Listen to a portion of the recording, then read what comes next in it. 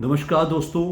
पिछली 2 कड़ियों में हमने बातचीत की मानसिक स्वास्थ्य की और पर्टिकुलरली यंग स्टूडेंट डेथ्स की, सुसाइड्स की। क्यों होता है, हम कैसे समाज में उसको दूर कर सकते हैं, क्या इसके कारण आते हैं।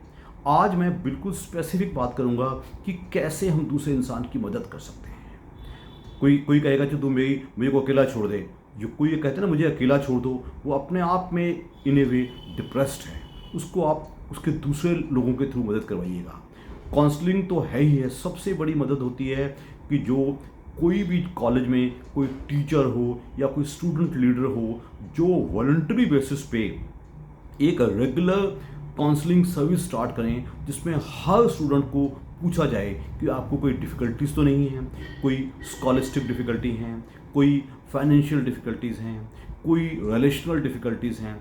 अगर ये हमें पता चल जाए तो हम स्पेसिफिकली मदद कर सकते हैं। अगर लाखों स्टूडेंट्स हैं और हमारे देश का एजुकेशनल स्ट्रक्चर काफ़ी अच्छा है, चाहे वो स्कूल लेवल पे हो, चाहे वो कॉलेज लेवल पे हो, चाहे वो पोस्ट डॉक्टोरल लेवल पे हो, अगर उसमें बाकायदा इस चीज़ को मानसिक हेल्थ की इस चीज़ का हमें पता चल जाएगा ये हो सकता है, तो हम जागरूक भी रहेंगे और बाकायदा इसके लिए बाकायदा काउंसलिंग सेल्स बनाए जाएँ। फॉर एग्ज़ाम्पल एक कॉलेज में 1000 विद्यार्थी हैं और फॉर एग्ज़ाम्पल 20 के आसपास क्लासेस हैं, तो 50 की यूनिट के पीछे एक काउंसलर जरूर हो। वो टीचर भी हो सकता है, एक सीनियर मॉनिटर और स्टूडेंट भी हो सकता है, एक प्रॉपर साइकोलॉजिस्ट या काउंसलर भी हो सकता है जो इन चीज़ों को पकड़ेगा। अगर हम ऐसा नेटवर्क बनाएंगे तो मुझे पूरी उम्मीद है कि ऐसे डेथ्स अवॉइड की जा सकती हैं। और बाकायदा गवर्नमेंट को भी, मिनिस्ट्री ऑफ कल्चर और एजुकेशन को ये काम लेना चाहिए और बाकायदा प्रोत्साहित करना चाहिए, बाकायदा गाइडलाइंस देनी चाहिए हर स्कूल के लिए, हर कॉलेज के लिए, हर डिग्री कॉलेज के लिए, हर प्रोफेशनल कॉलेज के लिए कि ऐसी यूनिट्स बनाई जाएं और बाकायदा उसकी अकाउंटेबिलिटी हो। ऐसा हुआ तो क्या हुआ।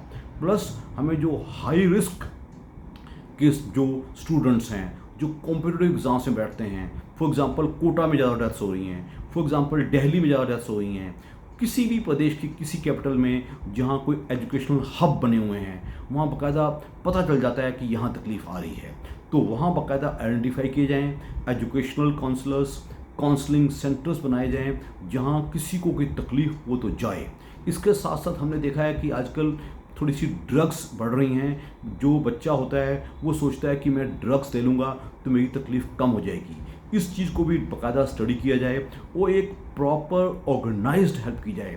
जब तक हम ऑर्गेनाइज्ड हेल्प का नहीं बनाएंगे, कोई जो कैजुअल आदमी है कोई भी हो वो शायद इतना ध्यान नहीं देता, और अगर कैजुअल कोई ऑब्जर्वर ध्यान देता भी है तो वो रिपोर्ट कर सकता है। रिपोर्ट किसको करेगा, जब तक एक कोचिंग या एक काउंसलिंग सेल नहीं बनी होगी, उस सेल को रिपोर्ट किया जाएगा भाई फलाना लड़का या लड़की है, उसका वो अपने आप को साफ़ नहीं रखती या रखता, वो खाना टाइम पे नहीं खाता, बिल्कुल भी किसी से मिलता नहीं है, लगता है कुछ होने वाला है। तो ऐसा अगर हम एक ऑर्गेनाइज्ड काउंसलिंग पूरा नेटवर्क बना डालें तो मैं समझता हूँ कि काफ़ी हद तक इस चीज़ से हम लड़ सकते हैं।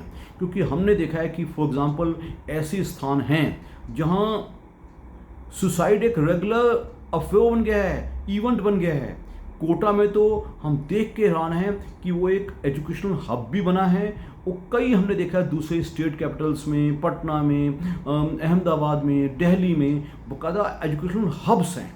वहाँ बच्चे आते हैं और बच्चे कुछ ऊंचा अचीव करना चाहते हैं। वहाँ तो मैं समझता हूँ गवर्नमेंट को भी इन जगहों को, इन कोचिंग सेंटर्स में बाकायदा जो ये काउंसलिंग सेंटर्स बनाने में मदद भी करनी चाहिए, उनको मॉनिटर भी करना चाहिए और कुछ ना कुछ ऐसी फाइनेंशियल इंसेंटिव्स देना चाहिए ताकि कोई आदमी ऐसे दूसरों की मदद करना चाहे तो उसको नॉट ओनली वॉलंटरली अगर कोई मॉनिटरी हेल्प मिल जाएगी तो लोग प्रोत्साहित होंगे और एक दूसरे की मदद करने की कोशिश करेंगे।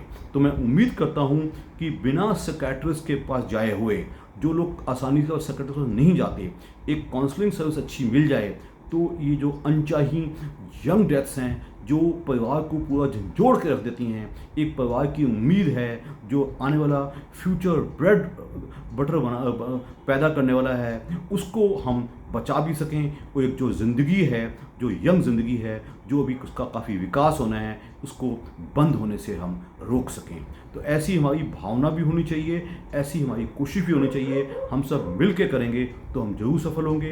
अगर आपने अभी तक मेरा यूट्यूब चैनल ज्वाइन नहीं किया है तो ज़रूर ज्वाइन कीजिएगा। मैं एक किस्त और दूंगा मानसिक स्वास्थ्य पे। उसमें मैं और टिप्स दूंगा कि कोई दवाइयाँ दी जा सकती हैं या खाली काउंसलिंग से काम किया जाए, वगैरह वगैरह। उससे आप ज़रूर सीखिएगा ताकि हम दूसरे लोगों की, बच्चों की मदद कर सकें। बहुत बहुत धन्यवाद।